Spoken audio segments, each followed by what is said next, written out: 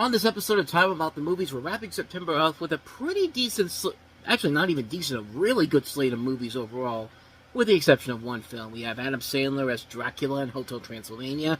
We have Joseph Gordon-Levitt killing his future self, who's Bruce Willis. Doesn't make sense by genetic standpoints, but it makes for a really good movie from Rian Johnson. Looper. We have one of the biggest surprises of the weekend, easily, Pitch Perfect. But we also have one bad apple, and that is quite literally a movie about teachers who just don't give a shit about poor kids, pretty much, and won't back down. We'll take a look at these movies and more. September 28th, 2012, Time About the Movies. You know what we're doing here? Let's go.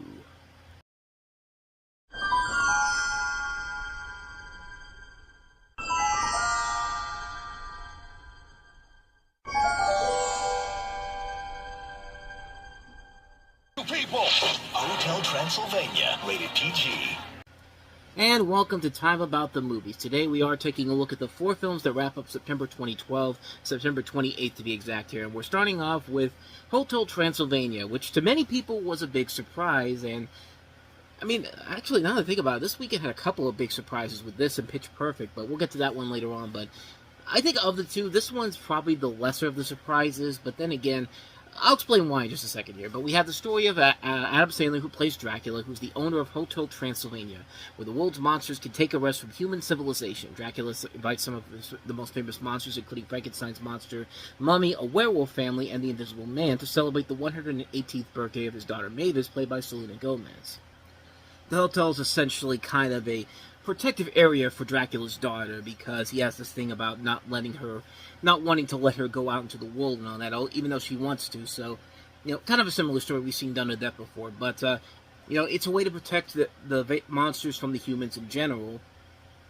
Things change, however, when a young human traveler named Jonathan, played by Andy Samberg, comes, and Dracula has to protect Mavis from falling in love with him before it's too late, even though they've kind of sparked. They've zinged, if they called it. Their eyes connect, and that's the thing that's supposed to say that you've just met your one true love, even though they kind of jumped the shark on that with the third film, because apparently you can zing more than once, but yeah, so that's the story here, and you have, like I said, a cast that also includes Andy Samberg, as I mentioned, Kevin James, Fran Drescher, John Lovitz, CeeLo Green, Steve Buscemi, Molly Shannon, David Spade.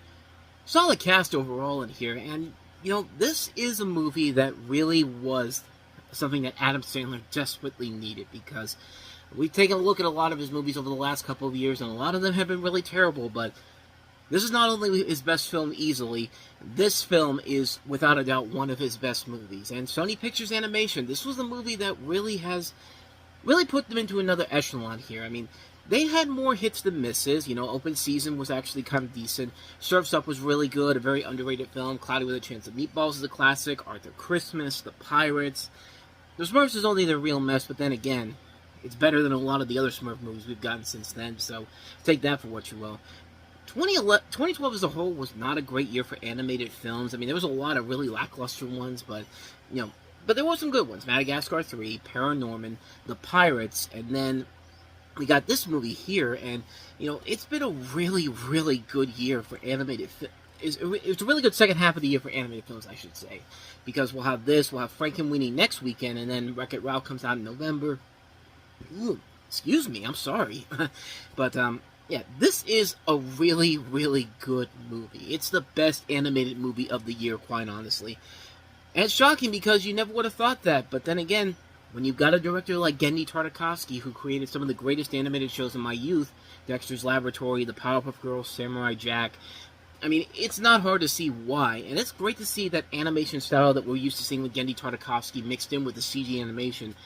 And it just blends really well. The comedy is really good. This has a lot of Tex Avery-style humor, and it combines it with a lot of smart satirical humor, being very creative with the jokes that are very grating in a lot of kids' films these days, and it actually does work here.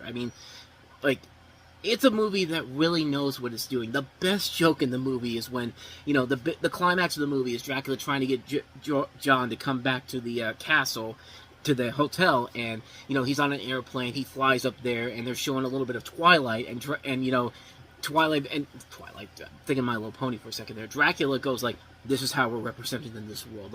Even the movie knows that Twilight is fucking terrible. Like, I love that this universe knows that that is fucking awful, a fucking awful series, but that made me laugh my ass off for a long, long time when I first heard it the first time. I was laughing for like a good minute and a half because that's just such a good joke overall. But and like I said, the voice work is really good. I mean, Adam Sandler as Dracula surprisingly works really well. He makes that character his own. He's not doing the same character that we're used to seeing him as with these loud obnoxious voices like in Jack and Jill or Eight Crazy Nights. But no, this movie really is where you get to see Adam Sandler doing his best stuff. I mean, not only that, but also what was that? Trying to remember the lizard movie he just did recently. What was it? Oh, I can't remember the name. It has a generic name, so of course I could remember it. Leo. I mean, this is a guy that really knows what he's doing when it comes to voices in animated form. I mean, there was even a point where if his live-action movies continue to bomb, I would have said just continue doing these animated movies because you're doing a good job at it. You know, Selena Gomez was really good here as Mavis, you know. I mean, she's one of the best things. She really is somebody who really started to show her grace. You know, once she got the chance to star in other things outside of Disney. You know, Monte Carlo was kind of an example, even though that wasn't a great film. I mean, this is a movie where it really does work to her advantages, and that character really does evolve into becoming the real main character of the movies going forward, especially with the third and fourth film. But, you know, you got to also strong cast and also include Sandberg, Kevin James, Steve Buscemi. CeeLo Green as the Mummy was really good here.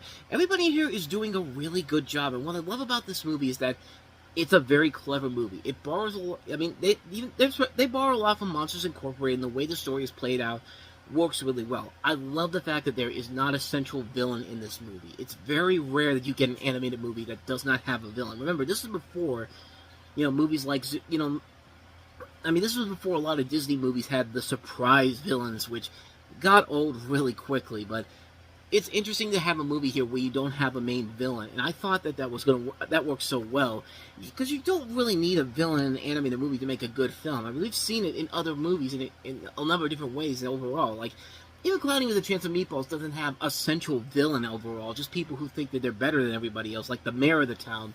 But I mean, it pulls it off. The ending was so different than what I'm used to seeing in animated movies. I love the fact that the monsters just get the whole idea of humans all wrong because they've been so stuck in this time period where, you know, every human wants to kill them, but then they go to this small town where they're having a monster festival and they think that it's like a trap or something. But no, everybody is really happy to see these monsters. Like, these people do not care that real life monsters exist, and they're more than willing to go along with the ride with it. And I love that they did that. I love the way that they took that route. This is just such a really, really good movie. I loved every minute of it. I thought it was a good time. It was a lot of fun. It was a movie that I really admired a lot. This is one of the best animated movies I've seen. I saw it in a long, long time up to that point. It's funny. It's smart. It's silly. It's got great characters, a lot of heart, a great story. Just a really fun movie overall. It's everything you can ask for and then some for a film like this. And for Adam Sandler, it's a return to form to what makes him so great. Hotel Transylvania. It's Halloween time. Look for it out there. If you haven't seen it, you're really doing yourself a huge disservice by missing out on this series in general, because the series overall has been really, really good. And this one definitely is the best of the bunch, easily. So, with all that said, let's go ahead and move on to another really good movie that came out this weekend. Joseph Gordon-Levitt and Bruce Willis in Looper. So why don't you do what old men do and die? Looper. Yeah, once you get past the fact that you can't buy Joseph Gordon-Levitt as a younger version of Bruce Willis, this movie actually does turn out to be really damn good. You've got a story here that revolves around present-day contract killers called loopers whose targets are sent back through time by criminal syndicates from the future. And as we see in the trailer, Joseph Gordon-Levitt is one of these people, but then his next target turns out to be the older version of himself, played by Bruce Willis. We also have characters played by Emily Blunt, Paul Dano, Piper Perabo, Jeff Daniels in here. And this is Ryan Johnson, of course, who gave us The Brothers Bloom and Brick. And a movie that is very, very clever on a number of different levels. It's a smart thriller. It's a film that keeps you on the edge of your seat. And a movie that works mostly because, quite simply and effectively, it's a sci-fi film that isn't trying to become the next big film franchise out there. That's been a lot of the biggest problems with these original sci-fi concepts overall, is that they're already planning for future films before they even see if the first film's even successful to begin with. And I like the fact that this movie keeps it contained to one storyline and keeps you compelled with what they're giving you here. It's a really good movie. And again, you've got a lot of great talent aboard here. Joseph Gordon-Levitt, one of our best actors. Bruce Willis, returning to form here, and he desperately needed it after the cold light of day earlier in the month. Emily Blunt, you can never go wrong with her. Jeff Daniels, I mean, just a strong, strong cast in this movie, and it just works to a T on so many levels. The elements of action in here are really cool. The twists and turns they throw in there are really strong. It's Rian Johnson doing what Rian Johnson does so well. It just works on all cylinders, man. Looper is a really, really impressive film.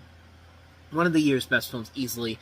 I mean, what more can I even say about it that hasn't already been said? A terrific, terrific film. So, with all that said, let's go ahead and move on to our next movie. Another one of this weekend's biggest surprises. I think easily the biggest surprise of the 3 films we had this weekend that were good. That is Pitch Perfect. Pitch Perfect. I'm also good at pirate dancing.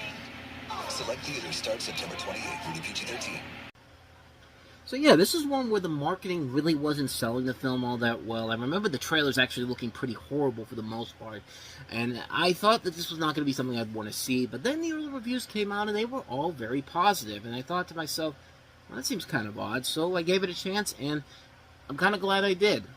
You got a story following an all-girl a cappella group called the Bellas, who try to beat the reigning a cappella group Troublemakers. Becca, played by Anna Kendrick, who's a girl who wishes to be a famous DJ in Los Angeles, forced to go to college in Carolina because her father disapproves. There, she's introduced to the Bellas, who are scouting for new members. Becca also meets a boy played by Miles Teller, I think it is. No, it's not Miles Teller. It's Skylar Astin, I think it is. But he works in the radio station with her, and one girl suggests that she should audition, that girl being Brittany Snow, but Becca turns down the offer. She later decides to audition and pass the test along with Fat Amy, played by Rebel Wilson. I just love the fact that the movie is so aware that this of a character like that, like she calls herself Fat Amy because she knows that the people are going to do this behind her back, but and a few other girls. It turns out the boy she met passed the test to be in the Troublemakers, rivals against the Bellas. Both of these groups aim for winning the international a cappella concert, creating tension and forbidding romance. Like I said, the trailers didn't look that great, but this is one of those ones where you really have to not judge the book by its cover, because you make a poor judgment on a lot of stuff like this, and you miss out on something really special. And this one really is a really, really good film. I actually was really impressed by what I saw with it. But then again, I like a cappella singers. You know, NBC had a show on around this time called The Sing-Off, which was maybe one of the only reality shows I ever watched back then. I'm not a big reality show person in general. I don't care about anything that goes on Netflix. I never cared about the Tiger King or any of these reality shows or these reality stars that people try to make out to be. I just don't give a crap about them. But this show I actually cared about because the singers are singing their ass off when they're doing a cappella. They actually have talent, and not just going on to be obnoxious dumbasses who look for fame and fortune. Like, I don't play that game around here, but I mean that's part of the reason why I kind of like this movie a lot more than I could have imagined. The characters are all really good. You have a cast that includes a lot of notable young talent. Anna Camp, as I mentioned, Brittany Snow, Anna Kendrick, Rebel Wilson, Chrissy Fitt. You know, just a lot of really, really good actresses in here, really giving it their all. And yeah, they're all in their late 20s and early 30s and actually look like college students, which is very hard to come by, especially if you see a movie like Man of the House, which came out in 2005, and a lot of those actresses were in their 30s and looked nothing like college students. But I mean, the real standout of the movie is Rebel Wilson, who just really just knocks it out of the park in this movie. I mean, she can be really, really funny. Bridesmaids, it felt like she was just there to be kind of like the gross-out comic relief, and also in What to Expect When You're Expecting. Like, I just thought they were trying to push her off as the female Russell Brand, but not in a good way. The great thing about her in this particular movie is that she actually made me laugh pretty hard. There was a lot of really good, funny moments with her. Finally, you have a script that actually uses her to her good comedic advantages. So, yeah. I mean, it was a movie that really took me by surprise with her in particular. She really was the highlight of this film. The covers were really good, too. I mean, they felt like they were sung by professional singers. They didn't feel poorly done like they do on something like Glee in general. This does a better job of this than something like a Rock of Ages did, which I like Rock of Ages, but, you know, that film overall had a lot of its own problems overall, but this kind of reminded me a lot of Joyful Noise kind of earlier in the year, in a way, except done much better. There's one problem I had with the movie, you could tell that they were trying a little too hard to be like Glee when you have lines like, this is Aka crazy. And it's just like, what teenager talks like that, honestly? But, again, it's very nitpicky things overall, but this was really a big surprise overall. I won't say it's a great film overall, but I never thought I would enjoy this movie as much as I did, especially after seeing those god-awful trailers. I mean, this movie was a big surprise in general, and it really turned my attention to the series in general, because the next film would come out not too long after this, and actually be another really good surprise, too. But, I really enjoyed it. I thought it was a really, really fun film. Pitch Perfect, near Pitch Perfect overall as a film in general. So we've had some really good films. Now here comes the piece of crap. Let's take a look at Maggie Gyllenhaal in Won't Back Down. What happened? Where is she? Excuse me. Malia! I punished her because she does not follow rules. Are you insane? Okay. I know the joke has been that our education system is completely effed, teachers don't give a shit anymore, that type of stuff, but if that alone doesn't make you want to never ever want to take your kids to a school in the inner city like that, that should probably this writing this is some of the worst writing I've ever seen for a movie like this. I mean, what teacher does that to somebody that doesn't pay attention? Doesn't want to pay. Can't really do anything in there. It's just like, what world does this movie live in? That's just one of the many, many problems with this movie. But then again, it wouldn't surprise you that this comes from the same director who said that, you know what we need? A Twilight version of Beauty and the Beast. Because yes, this is the same director that gave us Beastly. So take that for what you will. But two determined mothers, a car dealer and bartender played by Maggie Gyllenhaal and a teacher played by Viola Davis, look to transform their children's failing inner-city schools in Pittsburgh, which, unlike the perks of being a wallflower last week, this makes the city look even worse for hiring people like that crazy, like that psycho. But facing a powerful and entrenched bureaucracy and corruption from the teachers' union president, played by Holly Hunter, and the school's principal, played by Bill Nunn, they risk everything to make a difference in the future education and future of their children, which, again, I mean, it's not a bad idea overall. It has a good message to it, and that's the worst part about this movie. This is a movie that it's a big letdown because it's trying to get a good message across in a shitty film. I mean, in this case, the main argument is we want a better school system for the kids, and yeah, that's a good message overall, but what we get here is a propaganda film that just shows that these schools are all evil, the teachers are nothing but carbon cutouts of terrible people who just don't give a fuck at all, and the message that they're trying to get out here isn't thought out well at all. This movie wastes a really good cast that not just includes the three I mentioned, but Ving Rhames, Rosie Perez. I mean, where was that Rosie Perez comeback that we got at the beginning of this past decade? Where was that in this movie? And yeah, this film has such a terrible way of getting its message across and doing it in the most stereotypical way possible. It's another one of those movies that could have easily been a movie you see on 10 years ago, this would have been a made-for-TV movie of the week for ABC, CBS, NBC. Right now, this would be a movie that, if at the time this was coming out, this would have been a Lifetime movie.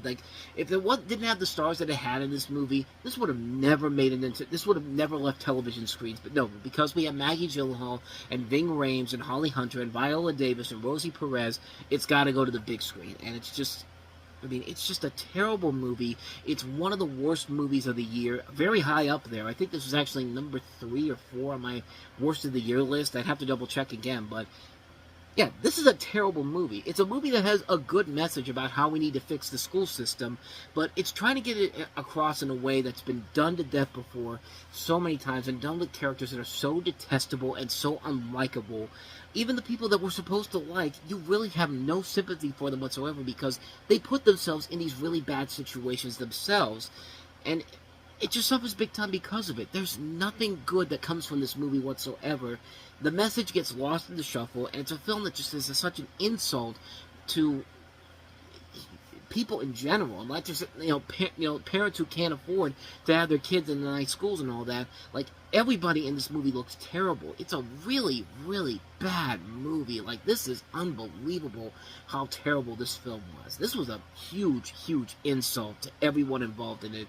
You took a good message and you completely put it around a garbage movie and thought you could save it because you got the director of Beastly, which, you know what? That was your first mistake right there. We're hiring that guy. But yeah, Won't Back Down. maybe the studio should have backed down and not made this movie altogether. That's just my thinking behind it.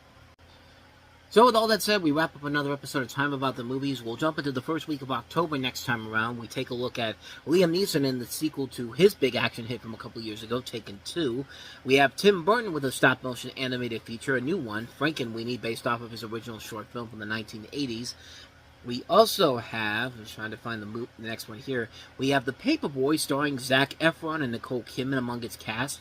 We also have Butter, a comedy starring Jennifer Garner and Jason Bateman in here? No, it's Hugh Jackman. That's an ensemble comedy overall, but we'll take a look at that one as well as the anthology film VHS, the horror anthology film VHS. So 5 films to take a look at next time around. We'll delve into all of them coming up on the next episode. That'll be tomorrow. But until then, thank you so much for watching this. I hope you enjoyed it. If you did, please go ahead and do me the honor of hitting that like button, that subscribe button, and that notification button. Also, don't forget to check out our playlist, and don't forget to check out the previous episode. With all that said, whether it's in the past, the present, or the future, I will see you at the movies. Take care.